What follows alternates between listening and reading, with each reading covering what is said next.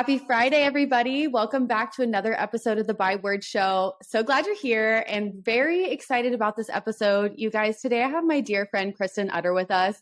And I truly feel like I'm sharing with you a secret treasure by having her here today. And I just really cannot wait for you guys to hear from her. Really quick, before we get into it, pause this episode. Be sure to take a screenshot and tag us, share it, let us know you were here. We love to see that. And then jump back in with us here and we're just going to get rolling. So Kristen, thank you so much for being here. This is really so special to me and I'm so excited for everybody to get to know you. But before we get started, would you just introduce yourself to those who don't know you yet?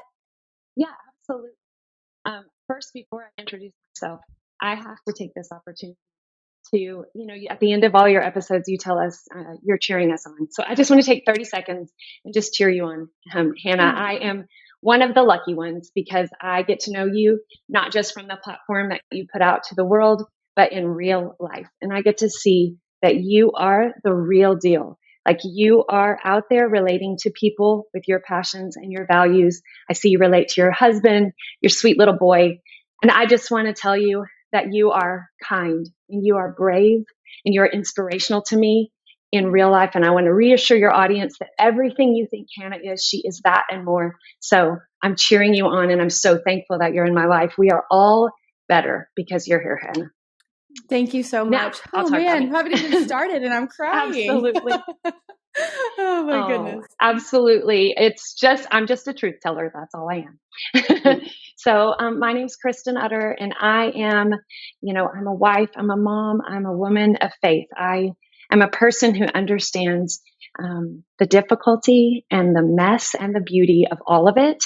And my love for people, it's drawn me into a career in ministry, in worship and creative ministries. And it's also drawn me into conversations and then into opportunities where I've been able to share about life, about my experiences, about my journey of faith. And what I've found is that in that journey, there's a need for us to connect. I know you often say we're stronger when we share our stories, and nothing could be more true. So I've had the opportunity to share on a small scale. And then this last year, had the opportunity to partner with a publisher and to write down. So now I can call myself an author. I've got a book out, and really it's more than just my story. It's about our story, and it's about what we can do to strengthen and encourage each other along the journey. So I'm excited to be here. So thankful that you're having me. Oh my goodness. Yes. And really, it's been such a beautiful experience for me hearing your story and then continuing to watch you process through it. And like you said, now coming out with this book that is going to be out by the time this episode airs. And I'm just so excited for people to get their hands on this. Would you just kind of tell us about your story and then also what prompted you to write this book? Yeah, absolutely. So I bet probably the best way for me to start is to just tell you, I grew up in a very typical church-going home, Christian family, and went to a small private school, met my husband in high school. It's kind of the quintessential all-American story. We fell in love. He was a little bit ahead of me in school. So by the time I finished high school and started into college, we were already like madly in love, wanted to be married. When we got married, I was 19, he was 20, and we were young. We did all the, I guess, what people would say, all the wrong things. Somehow it all worked out.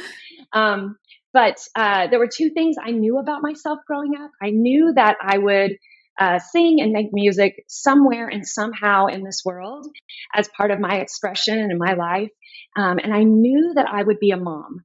I had always been just really good with kids, and anybody who grew up in a faith community, because we kind of draw all these kind of lines from who you are and who God created you to be. I heard my whole life, like, you're going to be the best mom. I can't wait to see you be a mom. You're going to be so good.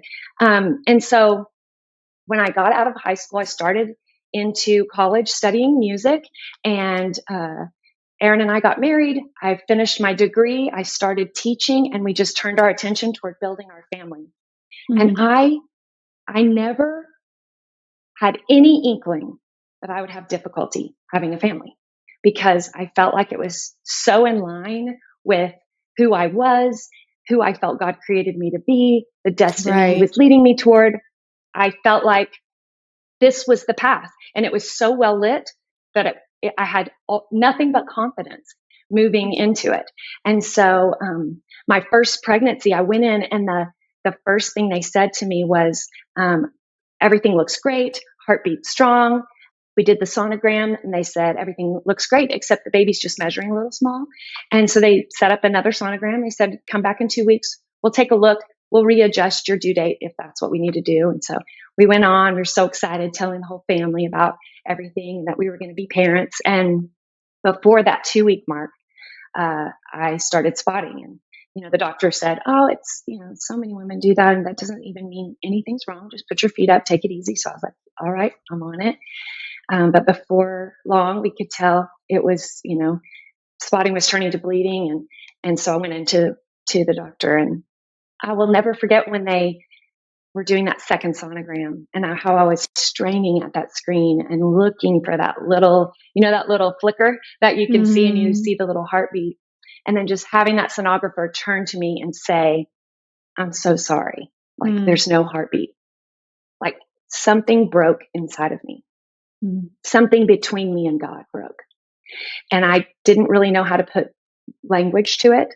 I didn't really know how to process it, but I felt it happen. And I just didn't know how to process it at that time. Yeah.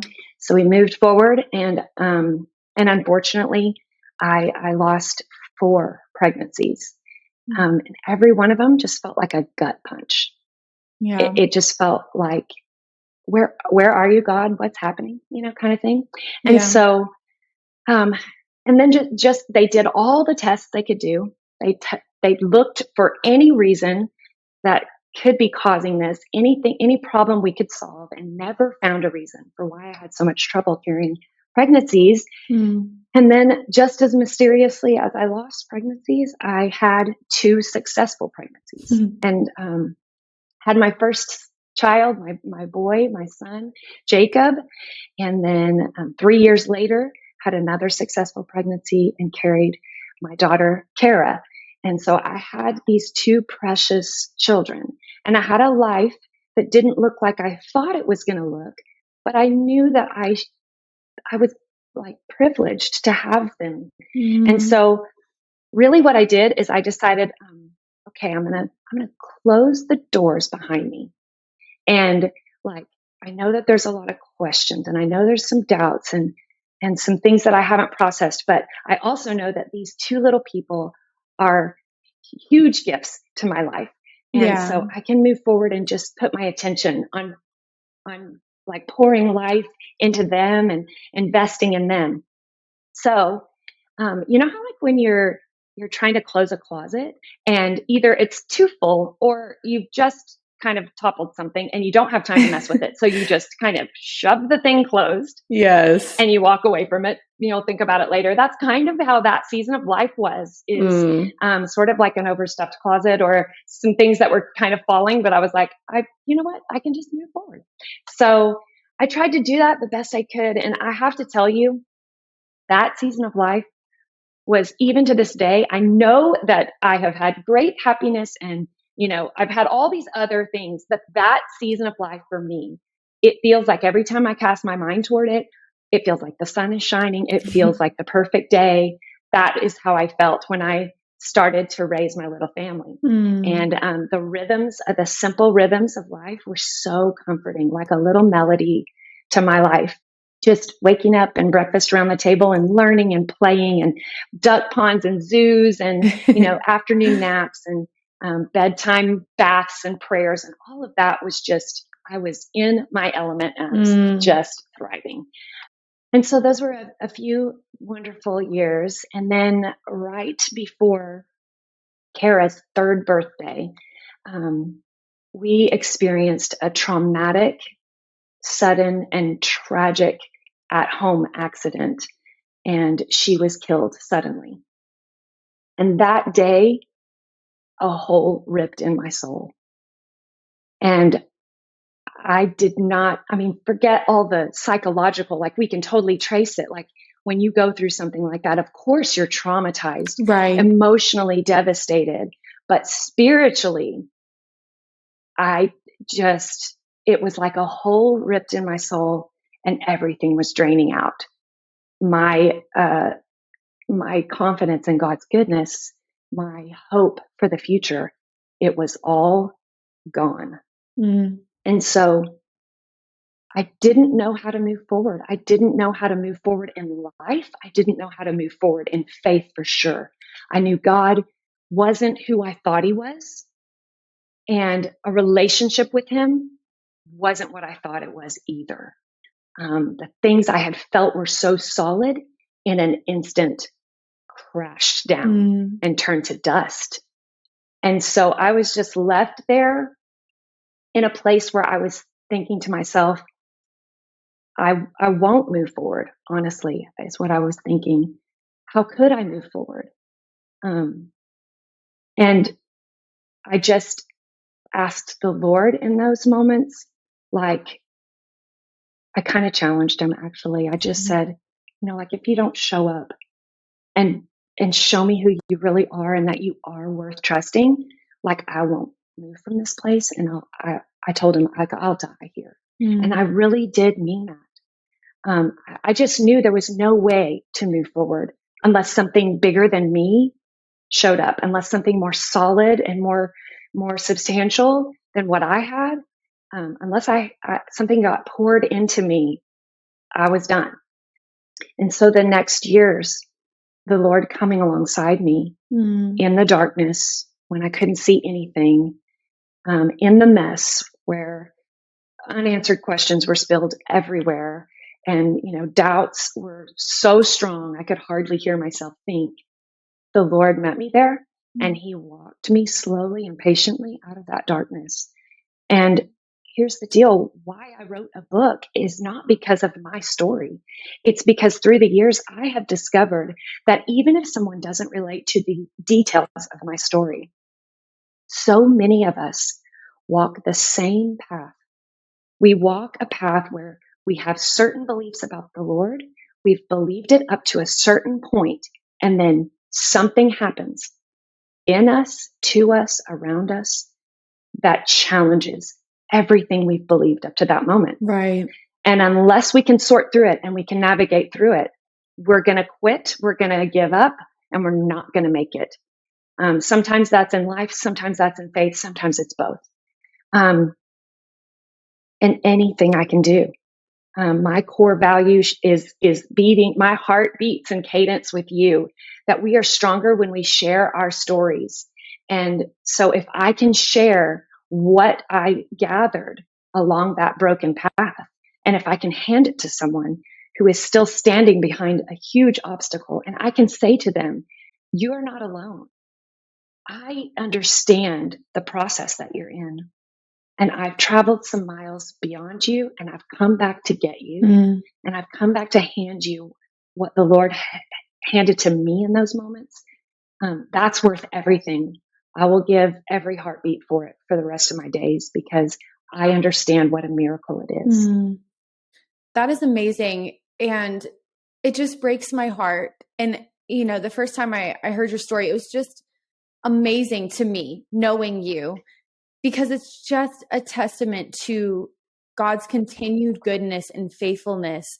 And like you said, we may not all be able to relate to that pain, that exact situation, but we've all gone through experiences or had times where it just feels so dark and so painful and so heavy that it's just feels impossible to move forward unless God shows up.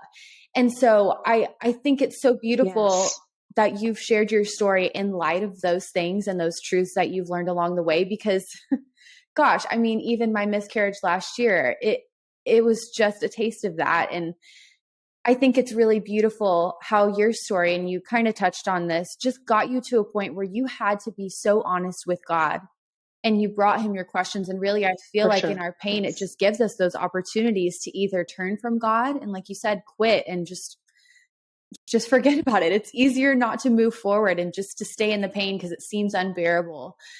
Or we can let it draw us closer to God. And I just see that through and through your story and your life and just everything that you do, that you just went through the process and it made you stronger in the Lord. And it's so amazing that now you've given us this story in your book so that we can learn those same things, like how you got through it. So would you talk to us about those things when you were at your lowest?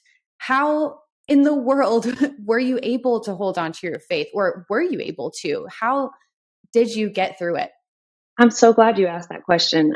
It touches on one of my deepest passion points, which is it was at my lowest that I truly learned who God is, because it was when I released him completely that I realized he was holding on to me. Wow. Like it wasn't a 50-50 partnership.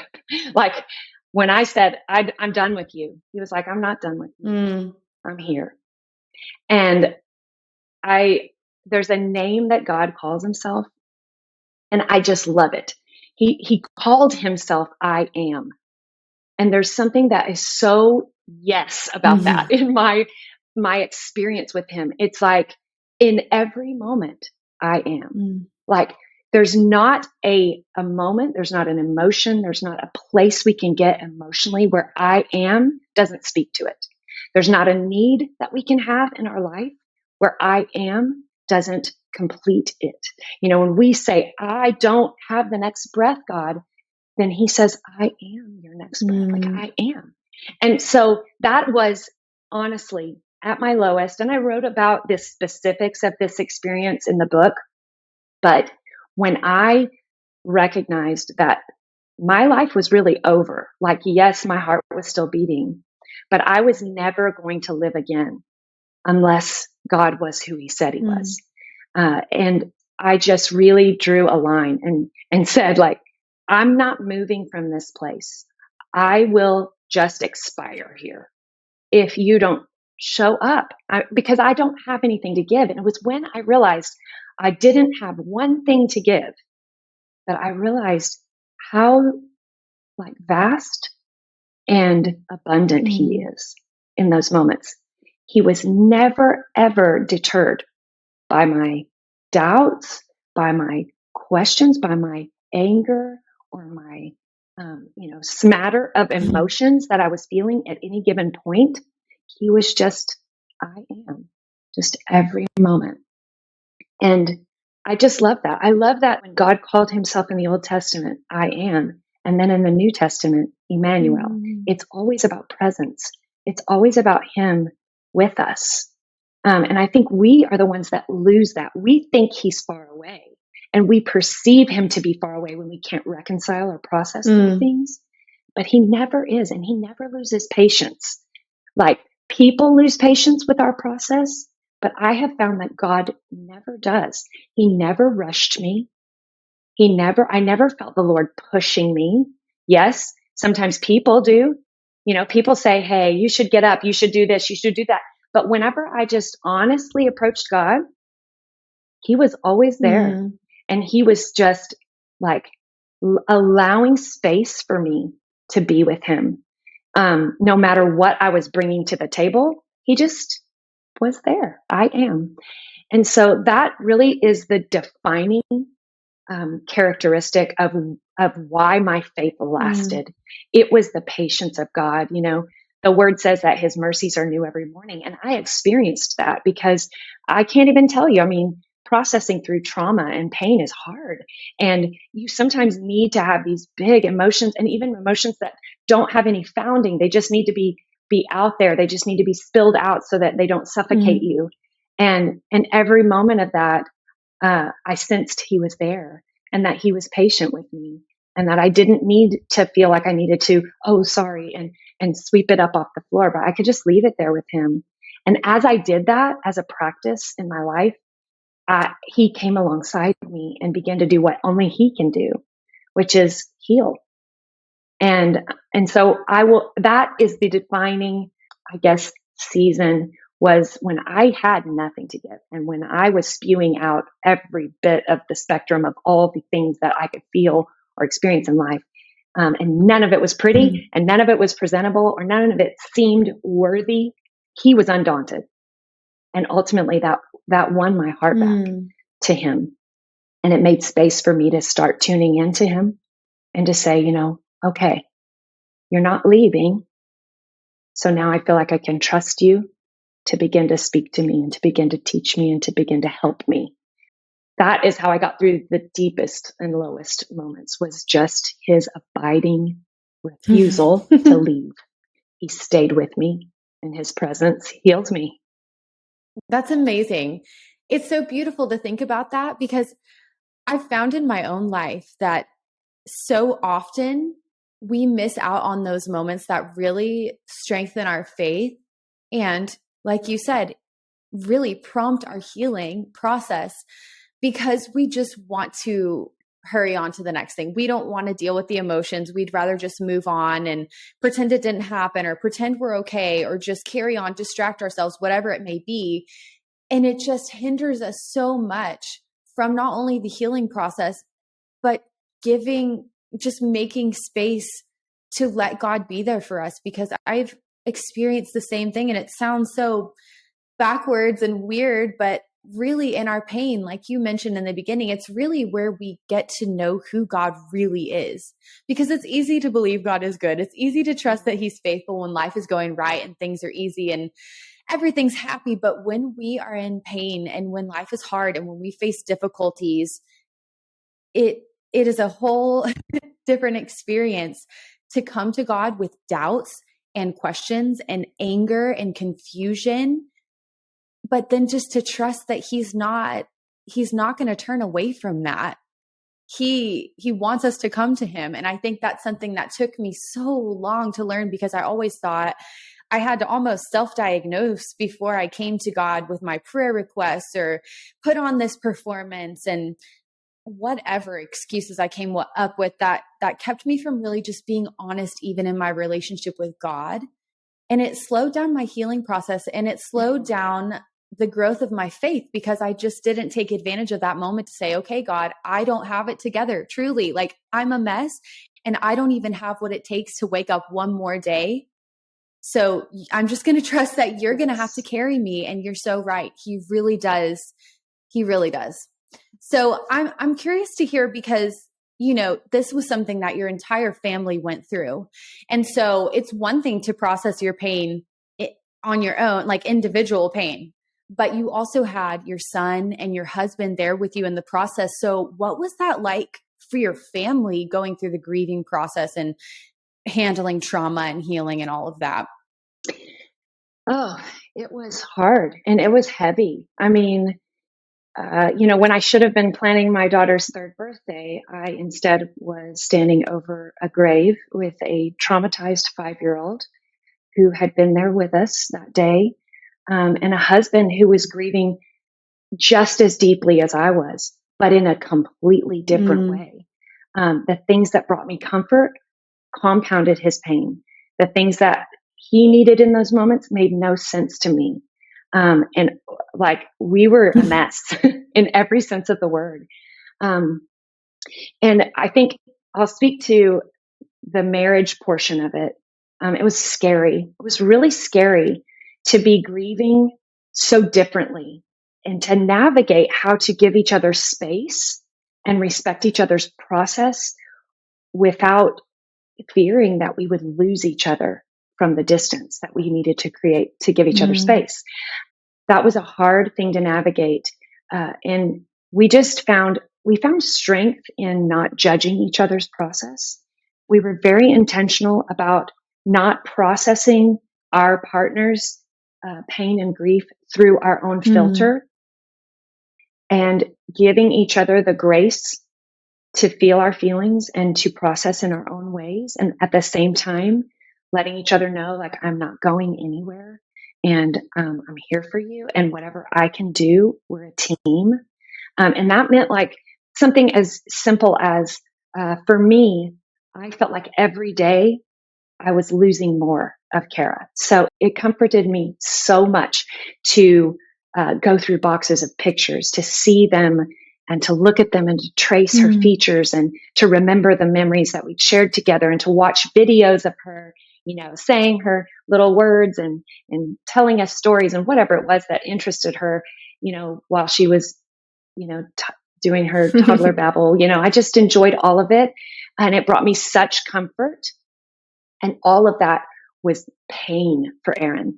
He would tell me, I can just close my eyes and I can hear her laugh. I can hear the sound of her voice. Like she was so near to him that to put all of those images in front of him actually compounded his pain. So that was a huge trick for us. Like, what are we going to do? And so I just really prayed about it. There's a verse in James that has since become one of my favorite scriptures. And it just says this, like, if you do not have wisdom, you can just ask God and he'll give it to you. He won't blame and shame you for not knowing what you don't know, but he will give you generously. And I hung on to that a lot. And so I just was like, Lord, you're going to have to show us, like, you're going to have to show us how to do this together. And so I got an idea and I was like, okay, I can take down all of the pictures of Kara and I can put them in a place where I can see them and I can get to them. And when Aaron's not at our home, I'll get them out. I will look through them and I will comfort myself. But for his comfort's sake, I'll put them all away when he's home. And that was a big thing for me because I didn't want her to be missing from our story, you know? And so there was a fear for me, like, what if he never gets over this and I can never put pictures of her up? But what I found, and I found this for myself personally and for our relationship, is that when we stop worrying about what setback it might be and we just go ahead and trust the process, it accelerates our healing rather than slowing it down. So the things that I feared, by making that step, by going ahead and saying, we'll just take her pictures down, we'll put them away for this time, helped him process better. And before I even knew it, he was like, you know what, I think I'm okay to put some of her pictures up and around. And so we did. And, you know, so we moved through that together. But that's just one example of one of those roadblocks you come up against and you think, oh goodness, like, how will we do this?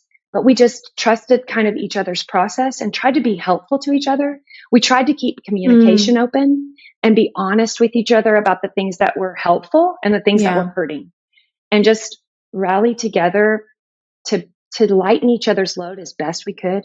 And it's hard, you know, to try to navigate your own pain and to help someone else along is hard, but the grace was there to do it.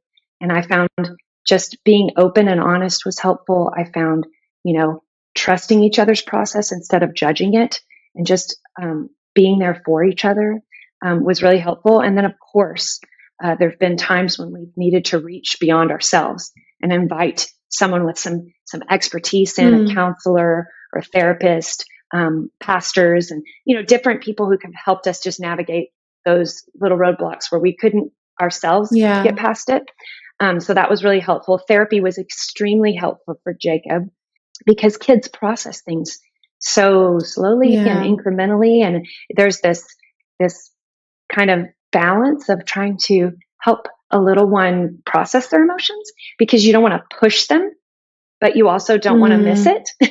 So it's this really hard dance, but we really benefited from finding a therapist that could really dive into those things in a strategic way, so that we were careful to steward his spirit and his emotional health along the way, but also give him space to process as he was growing. So we had a play therapist for years, and eventually, you know, she was able to tell us, like, he's processing things well, he's processing things in a healthy way, and then we sort of made a deal, like, all right, great, keep my card, keep my contact information, come back anytime. He had that relationship already built with her and that trust. And so that really helped. And then just like really things along the way, like practical things. I write about this in the book. There were a lot of really practical things that we were able to do to deal with trauma, because we all suffered from what is now so clearly labeled as post-traumatic stress disorder. We all had different aspects of that manifesting in our lives different ways. So there were a lot of practical ways that we could handle the anxiety and the panic attacks and things like that came along with trying to navigate through trauma. And so, really, step by step, day by day, moment by moment and just looking at what was ahead of us, seeing if we could navigate it. When we couldn't, reaching out for someone who may have expertise or experience that they could speak into our process and help us keep moving forward was really like integral to our process as a family. Yeah. I just have so much respect for you and Aaron, because knowing the two of you now, I never would have guessed like how much you had been through together, and your marriage is still so strong today. And it's just beautiful to see the way that you guys really came together as a family through that time, because trauma and grief is something that we see tearing so many relationships apart. And it makes sense because there's just so much to process through. It's like, how can you even be there for somebody when you're going through your own pain? But it's amazing to see how both of you, leaning on the Lord, trusted him to give you the wisdom for how to go through it as a family. And you guys have come through it. And that's just an incredible testament to your willingness and to commit to one another and to the Lord through that process.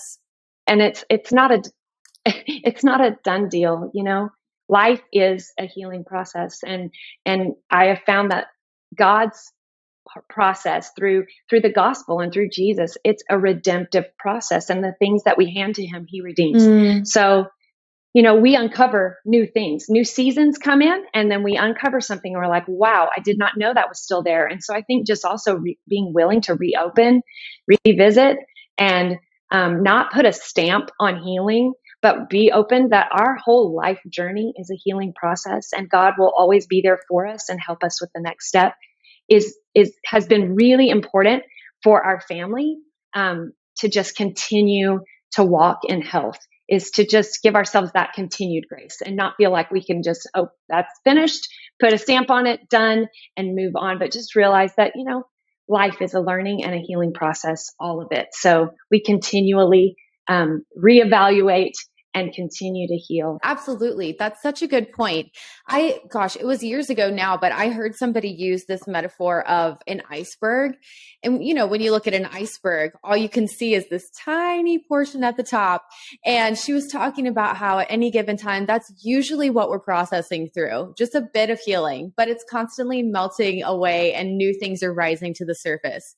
But it's not something to be resistant of. It's something so good that truly, if we choose to look at it as an invitation to turn to the Lord and continue processing and continue healing and continue getting to know him through that, it becomes this beautiful thing that doesn't have to feel like a heavy weight as far as being in the process goes, you know, because I feel like sometimes when we talk about healing being a lifelong journey, it can seem like, oh my goodness, am I ever going to get through this? But, you know, it comes in waves, and we learn in seasons, and we change and we process and we grow and we move forward, and it's just an ongoing journey. So I think that's something that's so important. You are so I think it's right. just something to be so mindful of in the healing process. So if you're going through something hard, don't get discouraged if it feels like it's taking forever to get to the other side, because it's not necessarily another side that we're looking for. It's just, okay, how can I take it one more day? I love that approach that you have. Okay, one more breath, one more step, one more day, because God will meet you there. I love that. Even how you said earlier, he's present for all of it. So there's no pressure. It's just, he's so patient in the process. And with that, I'm curious too, are there other things that you have either discovered about God or ways that your relationship has changed with him through the years and through your healing journey? Totally. In my early years of faith, I felt like certainty was the goal. Like I wanted to be so sure about everything. I wanted an answer for every category, you know, and I kind of wanted everything to fit into a box that I could tie, a sash around and put a bow on top and carry it around and be like, this is my faith. This is, you know, what makes me solid. And and then I just, pretty soon the box was on the ground and it was spilled out all over the floor, and I was running around in circles going, what is happening? So really, I have gotten so much more comfortable with the words, I don't know.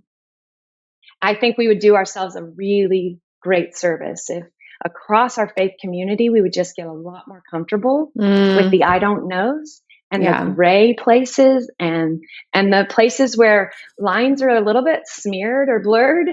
I don't think that takes away from who God is. God is mysterious. And if you read the Bible from cover to cover, you're going to come away with some things that don't really seem to add up. But I have found that I am so much more solid in my faith when I just embrace that and just say, you know what? I don't know. I don't know why. I don't know what here. But then the things that God needs us to know, He's been so clear about. And what I've found is if you just take the Bible and if you can pan back from it instead of, I think our tendency is to get a microscope out and to try to really pinpoint these tiny little places and go, yep, that's it, and write it down and hold on to it forever. But what I think is far more powerful is to just pan back and sort of let your eyes go out of focus and go like, what's the big thing God's trying to tell me? And I think we would agree. It's a story about Jesus and what He came to do for all of us. And that the beauty of Jesus is what is ultimately the strongest thing we'll ever have in this world. And what I love about it is that He didn't do something from afar. He came into it. Like that's what God did with His authority over all of it, is that He said, I'm going to like put it all aside and I'm going to put on flesh and walk with you so that I truly understand you and you can know that for sure. And then He walked our life, suffered the absolute worst of it. Whatever it is we have gone through, Jesus suffered it. Betrayal, the sense of abandonment, abuse, trauma, rejection, all of it. I mean, He walked it with us. He stood at the tomb and wept for us. He wept with us. That won my heart. That Jesus didn't say, well, get over it. I've got power over this. He stood there in the Bible. He stood with Lazarus before, and He totally knew he was about to say, get out of that grave and live again. He knew that, but He wept there. And to me, that's the heart of God. That right there is what He is and who He is. And so my solid ground is Jesus. That's the expression of God that the Bible itself says reveals the God that we can't see. And that's become my solid ground. And then beyond that, I just don't navigate out into all the what ifs and the crazy things that people can get hung up in. I think a lot of people really get a lot of energy out of that. I'm not one of them. So I just say that is so fun for you to explore all of these options, but don't get away from the thing that you can hold on to from now through eternity. And that is that God used every bit of His power to come for us and to rescue us. He conquered the thing that can conquer us all. And He has come to us and said, hey, if you'll just open your hands and lift your eyes to me, I will put that power inside of you and bring you back to life in every way. And that's what He's done for me. And I know for a fact He can do it for anyone. So that, yes, saying I don't know is important. I never edit myself in the presence of God. I just won't do it. I don't think that God needs me to. And I have found so much more healing when I just go, here it is. Here's what I've got. And I'm coming to you, Lord. And he always meets me there. He never shames or blames me for what I'm holding. He just helps me and He heals me. And so that's become a core value in my relationship with the Lord, is don't let anything you're feeling or anything you're experiencing cause you to turn or run. He will always wake up. You will always wake up to a new day with new mercies and a God who loves you and is calling to you. So just bring it with you, and He'll probably take it from you, and you're going to live a lot lighter life, or He'll heal it and you're going to live a lot healthier life. But just if you don't bring it to Him, then that's the only time His power is ever limited, is if we won't hand it to Him, if we won't come to Him, if we won't allow ourselves into His presence. It is not Him that holds us back. It is us. We are the ones that convince ourselves this thing that I have can't be with him. And he's always calling to us and saying, no, I'm here. So those are probably two really key things that have changed in my relationship with the Lord. And I have found such profound healing and growth in my relationship with the Lord, and then the lives of those I've been able to come alongside. I've seen it help them as well. Kristen, that is so good. I love all of that. And I've just truly seen you walk that out.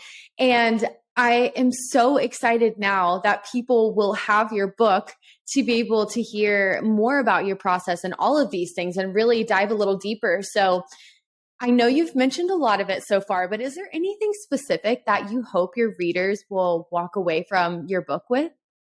Yes, I would say that my deepest hope for the reader of my book is that somewhere in the pages of that book, I'll be able to meet them in the middle, wherever they are, and that they will hear two messages. One, you are not alone. And two, there is hope.